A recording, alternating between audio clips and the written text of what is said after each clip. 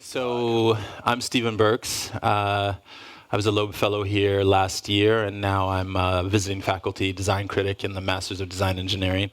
And I'm happy to be here in conversation with... Walé Oyéjidé. Thank you for I pronouncing always that say that for with me. two hands like this. FYI. Makes it awkward when driving. So Wale's been here for a few days. He showed his film, I guess, 2 nights ago. Thereabouts. It's a blur. Right, and it's the first film you've produced and directed. Yeah, co-directed and first film period. So film. it was a lot of the naivety of thinking you're going to be amazing because you've never done it before, which is healthy. Right, and in conversation with Teju Cole a couple of days ago.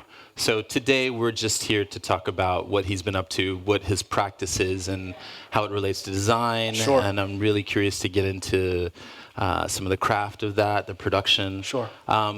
I can say that Wale is has a very diverse background. I'll just read a little bit from his bio here.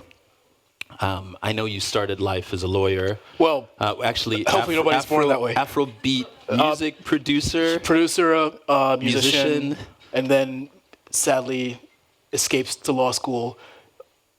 Talk to myself in the third person. We don't even need this. No, we don't. Okay. So yeah, I mean, for anybody here, I imagine everybody here who does a lot of stuff, because how can you not?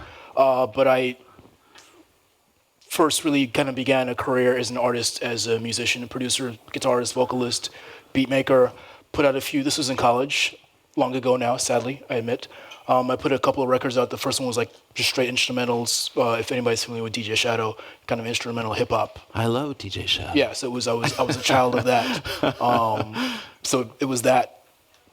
Hopefully, with a lot more me in it. I've heard it described as Afrobeat, though. Well, next record Okay. was then essentially, if you can imagine, Fela Kuti meets Jay Dilla, I would say would be the vibe. Those are big shoes. shoes. Yeah. Go on. And Dilla was actually on the lead single, so it's so there was some vindication. Right. So you make music, you produce anything, you learn very quickly that it is likely not going to be the most lucrative thing in the arts generally. And so I think for me, I had the immediate impulse of like the seizing fear of like, wait a second, I'm not rich, but my art's cool, but I'm not rich. We're pulling out. But what were we talking about? How many years of production was that? This would have been maybe 2-3 years of experiencing this and blossoming and getting good press and good reviews and realizing like the art itself, though it had validity to me and it was like objectively good art, does not necessarily necessitate a comfortable, lucrative life, which is not news to anybody except the young artist. You went into law. Yes, as a direct reaction and in search of comfort. And also, by the way, this, of course, immigrant child of immigrant parents, which that's what that is. It's like you should be doing what success means, therefore. But you were born in Nigeria, yes, correct? And, okay. And you came over in my teens. In your teens, okay. So I went to law school and asked, you get exactly what you want in life. So I asked to become a lawyer, but you don't realize often that you get all of what you ask for. So what that meant for me is, yes, you get the life with the suiting and the decent salary, but you also get the life with that is your life. And if you are somebody who is creative, as I am and as many of us are, it's very difficult to exist if you're not making things. And so it was, for me, a situation where I had gone from being wholly an artist to being wholly not an artist. And well, I had an uncle. My uncle lawyer was a lawyer. Yeah. His name was Lawyer, and wow. he was fate and destiny. He was a pretty creative dude. You know? Inspired me to one day have a Porsche kind of guy. Nice. But I think that there's a lot, obviously, that you can do with law, and so if we just kind of quickly chart through the progression of your path careers, to where we are. So basically, that for school practice for a couple of years, long enough to realize it was not for me. But at the same time, I'd begun to germinate this idea of being creative and making a thing. Because I was wearing suiting every day, it occurred to me that I love fashion and clothing. And so the idea of making those things was, because I was proximately so close to them, just seemed like a next logical step. But also a very risky venture, right? If your motivation is finance, I mean, to kind of so at that point, I think because the motivation was not finance, at that point it was desperation to return to the arts. Because finance was not an immediate concern, although it very quickly became one. But at that point, it's just like, I need to live. And so it's almost like as much as we need clothing, food, and shelter, there are those of us in this room that probably very desperately need to make something. Yeah, not that this is a conversation about professional practice, Yeah, but yeah. you were also backing your own work at that point? And always have been. Okay, Yeah. okay. Well, the film got made with help because films need help to be made. Right. But for the most part, it's been self-funded, which has made, and I'm not sure what your path has been in that regard, but it's made the work just very slow and small because money makes, lack thereof makes things smaller. But also for me, it's made it, taking time to hone the voice and become very precise in what I'm saying because I don't have the luxury of like mass ideas. It's like, so you arrived at fashion. Tell us a little bit about, I'm just curious, what is your relationship to design? And did you study design and how did you arrive? Yeah, I did not. I think I'm just somebody who happens to have like a good eye. So it took me a while to even accept. That's a very modest statement. Yeah, I don't know. I mean, a lot of us are, it's interesting the things that come easy to us generally in life. Yeah. We tend to not realize that they are not the norm. Yeah. So I happen to have a good eye, and it took me a while to realize that everybody doesn't in the same way, or we don't all have the same taste. And it took That's challenging, right? You look around and you Sure. see people without a good eye. It's hard. You know, we feel pity.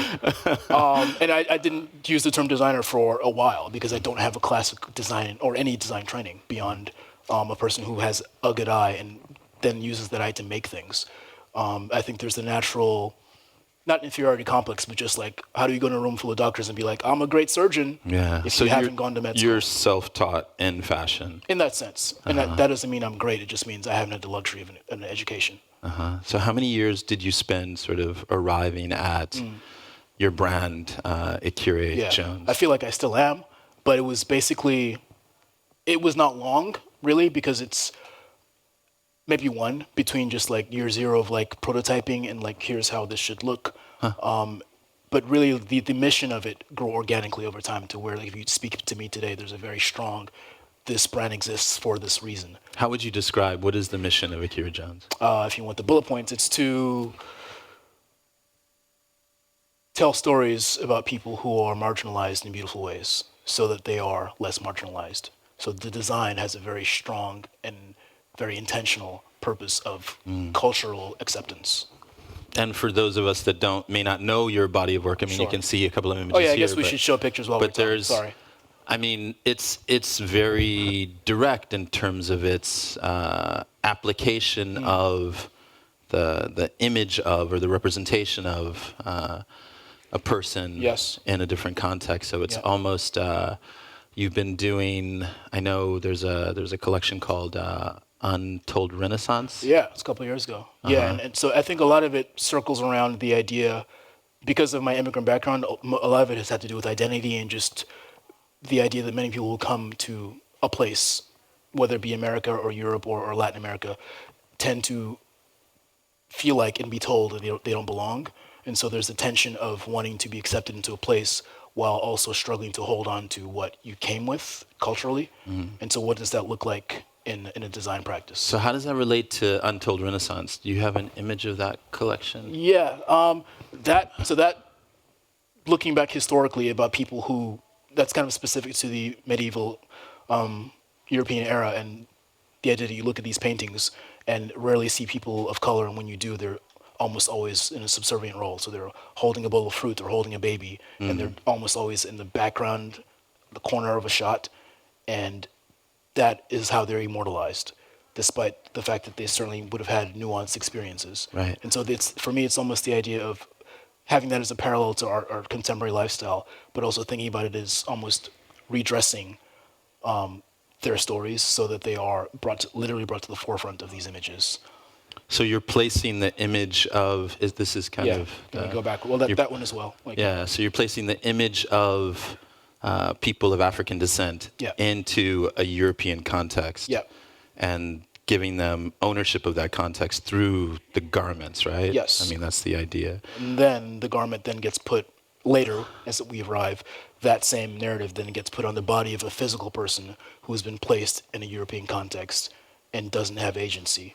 So it's like a trick on top of a trick on top of a trick type of thing. it reminds me. I mean, it makes me think about Kehinde Wiley's Absolutely. work. And Yinka Shonibare as well. Yeah, Yinka Shonibare's work for sure. So, I mean, I guess I begin to question why that European context is so important for the validation of African peoples. I would phrase it differently, and it's a fair question that I get often. I look at my life and the context. I think categorizing is so natural for us to understand things. Sure. It's our natural, like, this song is a pop song. This person is a Japanese person. So that's a very short way of telling a story that makes sense to us about a thing. This artist is a black artist. Does that mean that the Japanese person eats sushi? Does that mean that the black artist makes black art? Yeah. And so, and I say for that context, I look at my personal history as a person who's been so far across the globe that there are very few of those categories that accurately define me in the whole. And so when I think about these individuals, them being in a European context is very much a part of their narratives because it's where they are, it's where they've been. And so I don't feel like them being in these frames, literally and figuratively, is any less validating of them. It's more a reflection of where they are. Because I think the flip side of that question is, why are they not being shown in their natural or traditional settings? No, I mean, obviously... Well, that's how I take the flip side of the question. Yeah, I mean, you're an artist and you're... I don't know. I mean, I know that if I just make a parallel between my own work, right, as I've worked around the world in different, with different communities as a product development consultant, I've tried to use design and to kind of build a bridge from their age-old wisdom in craft production to what could be considered mass distribution or contemporary distribution, right? So, and I've been criticized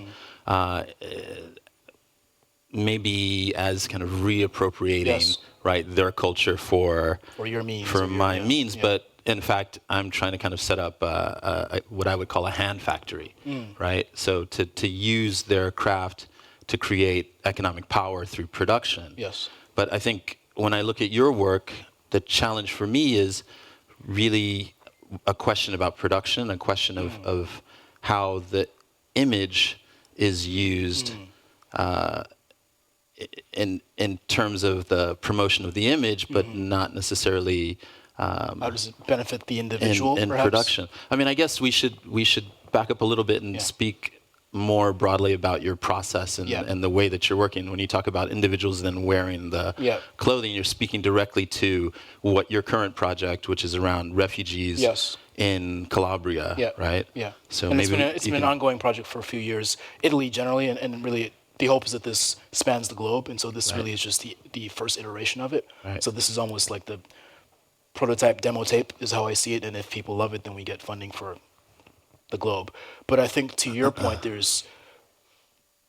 so a mentor of mine saw the film, and she's on the fashion side of things, and she says, well, this is, to me, I think it's a beautiful piece of work, and the way she phrased it was, I'm concerned that you're cannibalizing your business, because if I watch this, and if I don't know you, I don't know that these are your clothes.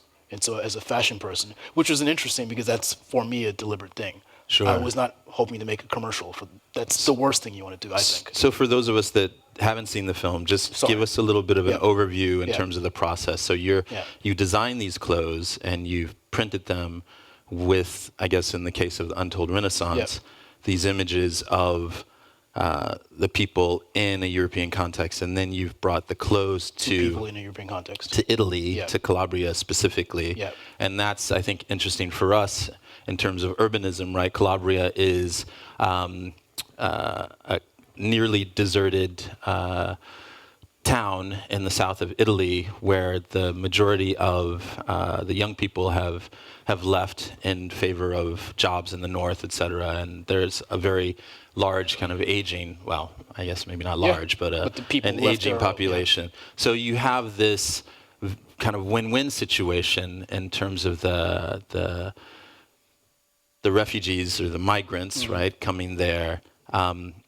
and being part of a kind of cross-generational mashup that works, right? Because they're there in one way where they can support the older people in Italy, and because it's a very vacant or desolate looking lowly, place, yeah, less populated. less populated town, they're given housing and et cetera. So you've entered into a condition where it's the opposite of the immigration crisis in most of Europe that we know, Right. right? And it's a condition that works because it's a small town, and you have this less densely populated situation with Right. housing, et cetera. So then you're coming and you're doing what? So despite, this is the version of the story that I highlight, but despite, I think, those facts that it works, Right. there are people who feel that it doesn't. There are people who are there who are still like, who are you? Why are you in my neighborhood? And that's on the small scale. And globally or internationally, if it may work in that town, it's less difficult on a nation as a whole. So what I see my role as is almost as a social science bias experiment. So when we then illustrate this story that everybody's unaware of in a way that is disarming, then the hope is that individuals who have aversions to these people see these illustrative stories about people who are coming into the communities that are not unlike theirs and peacefully assimilating. But just to break down the actual process, Yeah. you arrive and you're working with an NGO there, Exactly. who then finds models, Right. Well, it finds people. finds people. And then from the people, you select, we select individuals whose individuals, stories we will, okay, yeah. that then wear the clothes Yeah. that you photograph, Right. and then those photographs become this stuff. okay, and promotional material. And for- we should mention that those people get paid as a job. So for Sure. them, it's a change from their actual regular lives, which are much less lucrative, to put it like bluntly. And now they're involved in a film, and so it becomes much in the same way any model or any actor becomes a paid person for that work they do. And how many of these people have you worked with? Let's say So this is the over the third past few version years? of this project, and we've probably seven-ish over 3 projects. And so it's because it's also given like resources, small scale is just, and also because the method hopes to tell slow, beautiful stories about a person, as opposed to just a sweeping overview of like a wider population, which is, I think you make the choice between deliberate intimacy or Right. over bird's eye view. Right. So it's less people are involved. But you have I guess the challenges and what I've discovered in terms of my work in product development in those places, Yep. the failure for me and the failure for the not-for-profits, the way that they're perceived is they kind of parachute in. Sure. And we have this experience here at the GSD of studios going to visit a place Yep. and, Get what they enjoying want and leave and be out. yeah, Yeah. and enjoying the fruits of that labor Yeah. and not leaving behind a larger kind of Right. strategic project in place. So I guess I'm wondering what, besides the photographs that you use for promotion and now the film, what is the larger kind of strategy at play there? Like how can you, and especially, you have the experience of being a lawyer. Yes. There are policy issues that you could deal with, and why use fashion and have these kind of temporary moments. And you see what I'm getting at? I do. How, And how do you propose to really make change there Well- on a larger scale? It's 2 points. The first one, which I think is important, when we say why use fashion, because what fashion has historically been so great at Right. is wonderment and the fantastic. I mean, it's not too dissimilar to film in general. The gift of imagination and seeing things in a way that you haven't seen them before. And so we are so accustomed to those methods being used in ways that are not generally beneficial to society. And what's interesting, I think, is the allegation that individuals who operate in a certain practice don't have the right to your earlier point, either to operate with a certain material or to operate in a certain arena. So because you're a banker, you have no morals, you shouldn't be here. Because you're a designer, so what can a designer do? I think the option is you either do nothing and continue to be capitalist and make your money and make people insecure, or you use the gifts that you have towards a different direction. Now, to your point, I think it's super important that beyond what you might call a temporary moment, I'd argue it's a life-impacting thing that continues to have merit. But as far as a day-to-day, you then partner with NGOs on the ground because we should do what we're good at. So it would be foolhardy for me to then, if I had the resources, it'd be great to I'm going to open a housing shelter. That's great. But why don't you let the people who do that, and you do what you are? I'm an artist. Well, yeah, for sure. So you but bring the art to them. I look at your model and I think about the UN's Ethical Fashion Project Yeah. and what they've been able to I've do worked with them before, by the way. in terms of engaging fashion Yeah. brands to then produce in different places in Absolutely. the world. So Yeah. that brings us back to, I guess, what we might all be interested in, which is the craft of your production. Fabrication. Where is the fashion produced? Philadelphia, USA. Okay. Yeah, by my partner. So it's pretty small scale. When we do have larger orders from wholesale, whether that's brands or larger stores, then we have a factory in New York that we use that's bigger but still not huge. And so we come to the question of cost, and I think it's just important for young designers to think about, we're in the world where H&M and Zara exist, and so things cost what they cost in that realm. And we're generally, as a society, so removed from the fair costs of labor that when we see pricing on a jacket that's $1,000, the average person balks because, it's expensive.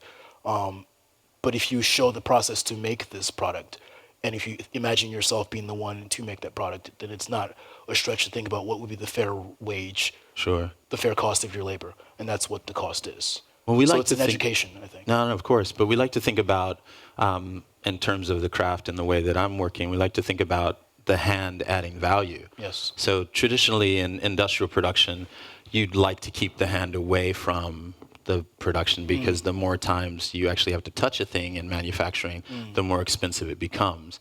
But if we look at the hand as, artisanal production or the craft of what these people, and I know of several refugee projects that are building upon fabricating and craft production, the more times you touch the object, the more you can actually add value to it.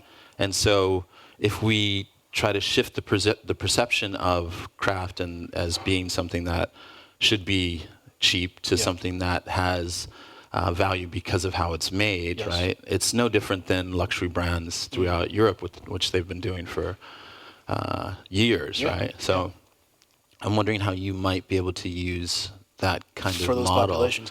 I think that's totally valid. What this taught me, though, was interesting. I mean, there's an anecdote.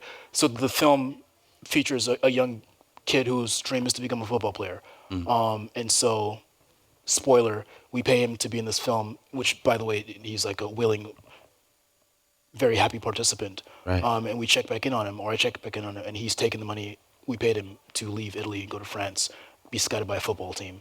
And so there's this idea that certainly I could pay him or somebody to help make clothes, Right. but we sometimes have this paternalistic view of these people just because they've suffered and been through a lot. And I think it's just a reminder that they have a million aspirations of their own, which really is what money is for. Money is for you to facilitate whatever it is that you want in your life so that I don't have to make you a tailor, a continuing spoke in the wheel of my engine. The hope is that you are your own engine, and so we work together and I give you actual money, which is a resource which you then use towards whatever direction you choose. Creatively speaking, it reminds me of a bit of the role that you played in, or your work played in the film Black Panther. Yes. Right. So it's as if there's the costume that then gives them the image, and through the documentation, right, they can imagine themselves. This is how you're describing. Yeah. This is almost a kind of fashion activism, right? I think that's the fair. way you're trying to approach bias, I suppose, right? But so how does that, I guess, how do they then take that image forward on their own? I guess this is Yeah, and I think for me, it's almost on the one hand, we're using, to me, the fashion and the clothing and the movies are almost, to those individuals, actually incidental. Right. Because while they can certainly, there might be an individual who, I want to actually be a model and you give me my first break. That's fantastic because it's almost the easiest, obvious step. But I think it's more about what do you help people facilitate their dreams. And But I mean, we think about these refugee conditions, and I mean, these people are really struggling to survive, and in most of the harshest conditions throughout Europe, right? As we've seen the immigrant crisis. In Calabria, they're in a very almost idyllic, a bit more idyllic conditions, right? And so I'm certain there are very few people that are popping up saying, "I want to be a model." I mean, obviously they want a job. Wrong. So you're coming upon people who have this aspiration to break into fashion, Oh, you're saying no. or they're No. you're fulfilling Participation. participation. Well, because how many selfies have you taken in your life? It's rhetorical. I would imagine hundreds, and people in the room. Yeah. The idea being all of us, no matter who we are. But don't you question the strength of just making an image versus, I don't know, making a thing? Mm-hmm. I mean, this is how we differ, I guess. Yeah, I don't see the divide. You don't see the divide. I think because for me, I think of so much the mission, and it encompasses all of these. These are all tools towards this thing, and I think maybe this perhaps is where my ignorance as a, and I mean that in the actual sense of the word, as a non-trained designer, comes in, because it's almost like, I mean, activism is a heavier word, but if there's a mission towards cultural acceptance, right, and these are tools that I have, there's imagery, there's design, there is me advocating for people as a speaker, as a whatever I am. What is it that we use to get us towards there? And so the products it's just one of the few. I mean, the toolbox. images are obviously very seductive, and you must be familiar with the Vision Justice conference that happened. Yeah. So Sarah Lewis is looking at how we control our own image and how images have been used to kind of manipulate culture and biases, et cetera, et cetera. And obviously your work plays into that. Yeah. And so there's a sense that even the images could become the work, right? And so I wonder if there's a condition there where you're looking to move into the art world and consider, does the image then become a product that then gets sold? So or that's an interesting. Is that a possibility? So to avoid that, you don't see. Just an example. So I do run a fashion brand. Right. You don't see the images from this project, even though it's going to be the same clothes, used as marketing materials, just because one doesn't want to fall into the, to me, obvious trap of like, did you just use a person who's in difficulty to sell a thing? That said, I actually don't think there's an issue with that, because I think that's what. Wait, so you're not selling the things that they're wearing? Or I'm selling are the things. This is one of the things. Yeah, you're selling the things that they're wearing. Employed. But I shoot a whole different campaign that's equally visually beautiful. But it's almost like we're not shooting a commercial. We're making a piece of art collaboratively. And that's one thing. And so we happen to, because they're limited resources, those same things appear elsewhere with other people who are then artists, models, friends, whoever. And we know that we're doing this for sale. Even though it's the same kind of aesthetic and the same methodology, I'm aware that, and even though these people are not, again, we're not paternalistic. These guys are on WhatsApp, Instagram, Facebook. They know who I am. They know what the brand is. They listen to the same hip hop that I do. So I think we tend to think of like, oh, they're refugees. They're from a different planet. This guy likes the same restaurant and the same music and the same rap beefs that you do and the same memes as you. And so that is just a bit of an education that like, they are right there with us. They just live a bit less comfortably. So that's to say they're not ignorant at all of what's happening. I think we tend to, as a society, think that they're lacking agency because they are less comfortable. Well, I mean, many of them are lacking agency and are a lot less comfortable. And that's where it's you can't speak too generally, because it takes a conversation and a relationship and hopefully taking the time, as I like to get to know a person and make sure that they're comfortable with the circumstances and fully aware of the scope. I mean, if somebody's like, yo, make me a movie star, let's see what we can do. Versus taking an image and like disappearing and running off to Harvard without them having any idea what's happening with their image. But are you planning to engage other refugee situations, like in more difficult conditions, or what's next? Which stories? Yeah, what's next? And so what's the plan? What I would love to do, which is the next idea, obviously funding dependent and life dependent, is to address using the same methodology of basically designing clothing and essentially using beauty as a way to uplift a population that's denigrated. I'm interested in exploring the idea of women who've been trafficked to Europe. Specifically, they tend to be African and Nigerian women, and have been trafficked into the sex industry and are seen as objects. And that's a population that it's complicated, and it's a population that is not treated well and is seen, but seen in a very specific way or invisible. But do you really think that you can make a difference in their conditions through the photographs and through the film? I think that we have to, otherwise we're spending our lives making things of no substance, generally. And that to me is, so I mean, and this is speaking broadly as designers and artists and product makers, I don't know why any of us is here if we're not working on fixing an actual thing. Right. And I'm not talking about like make us download this file faster or order the food faster, but an actual thing. Right. And so the answer is not I will make a difference, but it's the answer is I have to try. And by the way, making a difference might just mean I'm paying you to make your life better, because that is in that person's life hugely significant. So the goal is not to like fix trafficking of women, because that's or fix climate change. It is to use your art in a way that is collaborative and impactful to that individual person, and with the hope that that interaction and collaboration then goes on to have a wide societal impact. Yeah. We hope, we don't know. But what I can control is using my gift and my work as at least a direct funnel to an individual person in a monetary way, because that ends up being the way that matters the most to them in that moment. I'm wondering how it's impacted your business, though. So this specific project, has it had a direct result? well, so Black Panther was fantastic, and I think that's a business impact. Yeah, This has been more. First of all, it's new, so it's hard to tell. There's Black Panther 2 coming. We know. So. I haven't gotten a call yet. So Okay. if you know somebody, please. I don't. This is too new to know if there's a tangible impact. I mean, one has to imagine if the project is well received, then the project itself will grow, because we hope that it's fed and continues to work. And so to that end, we hope that it positively impacts the business, because it just means it positively impacts the project, which again, if you're thinking as I tend to do of the mission, which is far-flung and big, then anything that helps grow the mission is of course fantastic. By the way, Black Panther 2 is fantastic because that's money for me to make a project that helps refugees, is how I look at the world.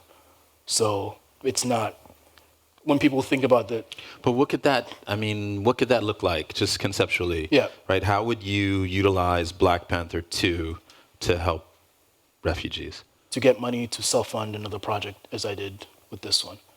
So it's... You mean... Financially, because Okay. then I'm not knocking on doors and asking for people to fund a thing, which I will do and I'm happy to do, but then you have more Because control. everything is so tied to social causes today. I mean, do you think a film like Black Panther could be directly connected?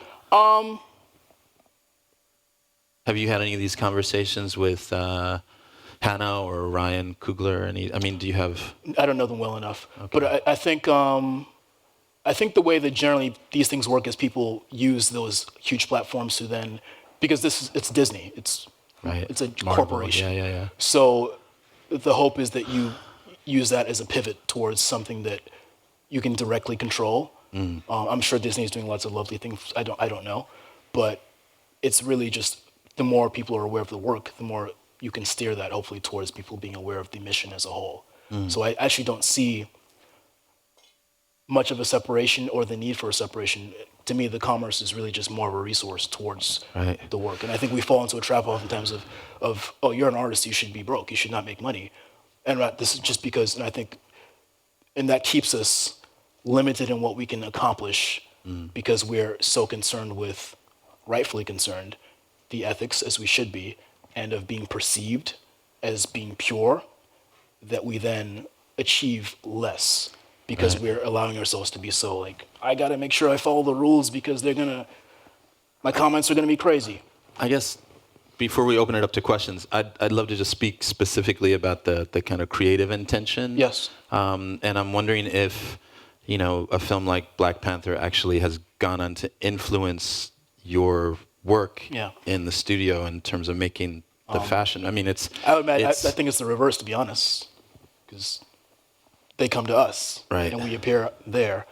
And So yeah, that's funny because your work, it's more Afro-historical, and Black Panther's been, a vehicle for Sure. this kind of new movement towards a kind of Afrofuturism, right?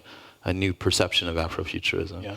So do you feel that your work is now perceived as Afrofuturist, or I mean, does that matter to you? Are you trying? How would you Yeah, how do you frame it? Yeah, I think to be honest, Is that influencing you creatively? I'm certainly aware of it. I feel like I individually have difficulty with labels because then I feel like ultimately it's helpful for human beings to categorize because then they would know how to look for and find a thing and identify it and which wall to hang you on as far as the art.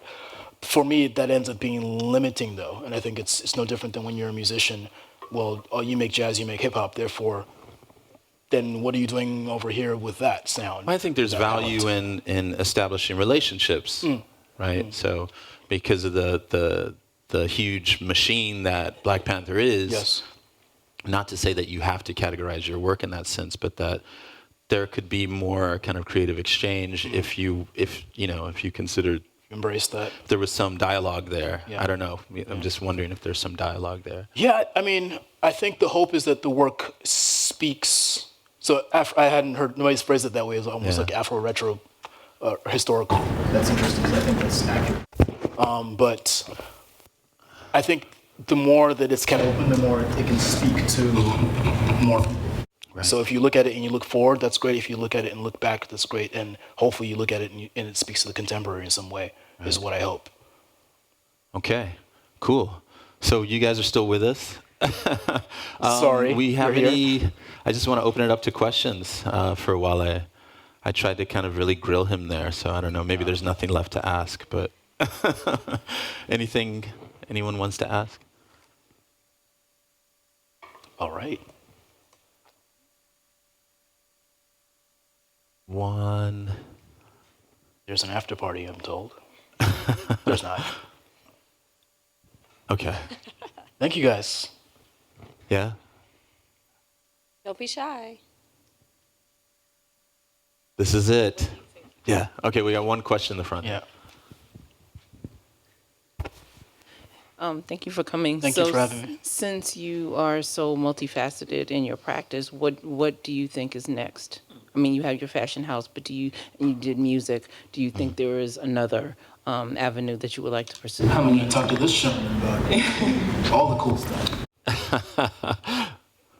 So are you making products? Are you interested? I'd love to learn. Products, interiors. I'm a student of aesthetics. Yeah. So I'm sure I have a lot to learn from your work and your practice. But I mean, so I'm not actively engaged in that, but I think to the extent that we're allowed to, use all the crayons. Sure. Do you want to be an architect as well? We can probably work on that. Let's do it. Do a house installation. Yeah. Lots of colors. Anybody else? Yep. Thank you for the conversation. Thank you. I was wondering, as you're switching between different mediums, how each other medium informs the other. So, like going from fashion to film, how does that process affect how you create? Or similarly, going from music to fashion, how has this like cross-disciplinariness changed your approach of the different projects? I think, they're also intertwined. You watch so many of the films that we love have, I'm sure in no small part, we love them because of the wardrobe. If it's Blade Runner, if it's if it's Juice, the film that's incredible and people don't really dope. Microsoft. Dope people look, and also it's no different from the soundtracks as well. So these things are almost, I don't know that I even really separate them. It's just today we're doing this, but it's all the same. Like people ask me, do you miss making music? And no, because I don't know that I'm not making music. So just the fact that it's in textiles and on a screen, it's the same ethos, I think, for me. Did you do the soundtrack for the film? No, I curated it. Yeah, Okay. I definitely did not. So it's Miguel Atwood Ferguson, who some people might know because he's just a great composer, but he's done work with Jay Dilla as well, which is how I discovered him. I didn't discover him, how I came across his work years ago. Right. And so that's just also a really fun part of like, you have a visual aesthetic, but then you also have like the conception of how this should sound. And it's not news to anybody, but that's just really the fun part of like mixing, where I think film is fantastic because the fashion is there, the music is there, the storytelling is there. So that's for me been the most exciting, because with still photography, you don't hear the soundtrack, you see it, but it's like, what does it feel like? what's the story? And film has been fun because like it's all there. I'd be curious what products. How do you feel like you get to? It's so funny. I was just talking to someone about the idea of storytelling through products, and when I think about how much of the narrative of my work and of my experiences live in the objects that we've created in these communities, even though I can openly say many of the community-based projects have been failures in my opinion because I haven't been able to create that ongoing economic transformation through design. The objects that we've created are like so powerful and so rich with the history of that experience that for me they're speaking volumes. I have a question in that for you because I think I've heard that phrase because you mentioned like because there wasn't a lasting impact.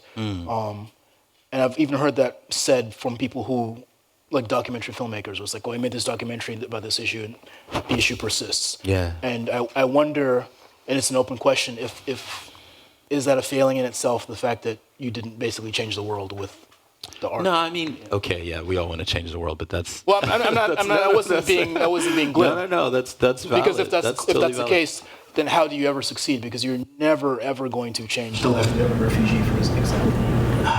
I don't know. I mean, I like to think about the problems as very very specific to the context that I'm given, and without thinking necessarily about changing the world, quote unquote. I'd love to. My own practice and project is about making design with a capital D, the space that I'm working in at least the Western European context, more diverse, more inclusive, more open to the opportunities that I find in terms of material and craft in other places in the world. Yep. And so giving those people a voice through the things that we're making is my goal. Yep.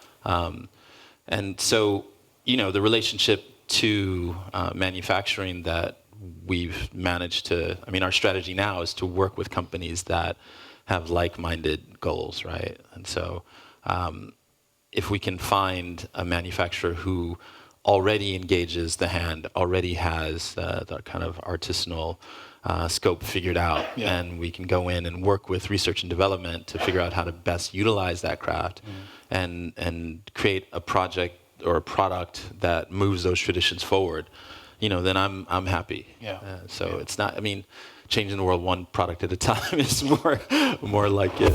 I think we have one more question.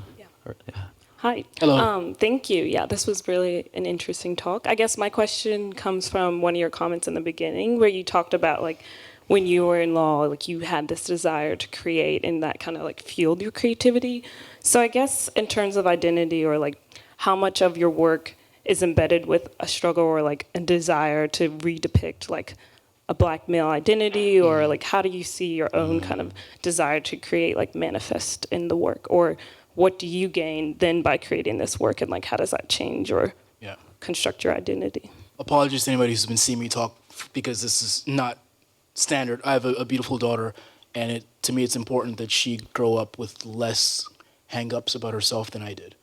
And the way that I can address that as me is I happen to be a designer, and the way to do that is to use design in a way that creates imagery in stories that are reflective and empowering specifically to her. And so I'm seeing a direct impact because I'm making a world in which it's more normalized for people like herself to be on pedestals as well. And I'm finding that work and that mission has resonance broadly, and not just with people who happen to look like us, but it has resonance because it's universally, hopefully, beautiful work. And so it's personally relevant, and it speaks to other people as well. And so that's the broad aim. That makes me think about Nigeria and your home country, and I wonder, do you have relationships there, and where you don't find those biases against you, but for you? So human there's beings. So much happening in Nigeria these days. We always will have a reason to divide. So I grew up in a place where skin tone is not the divider, but ethnicity might be. So there's never not discrimination. Right. And so to that end, this is a story that will always be told. Right, Igbo versus... Exactly. Right. Blood, Crip, whatever. And so really for me, this methodology can be applied almost in any part of the globe, which is actually the excitement of it. So what happens when you do this and iterate enough times and then step back and see this tapestry of human beauty that like shows how silly we have been and continue to be by separating ourselves this way. But also how beautiful, right? Well, that's the point. Yeah. Yeah. Thank you. All right. Thank you.